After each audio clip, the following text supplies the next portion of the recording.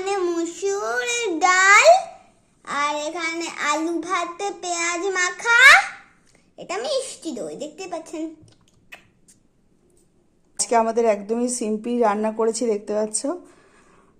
বেশি রিচ প্রতিদিন খাওয়া ঠিক নয়, সেই জন্য আজকে হালকা করেই রান্নাটা করেছি। শোনাই, বলো তোমার এখানে ফেভারিট কি কি আছে বলো। আমার ফেভারিট আলু মাখা, অমলেট, আর মিষ্টি দই, আর ডাল, আর ডাল, আর ভাত, সবই। তাহলে শুরু করো খাওয়া।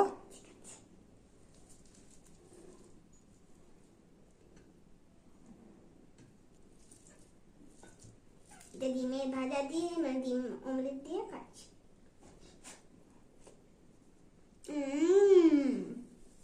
দারুণ।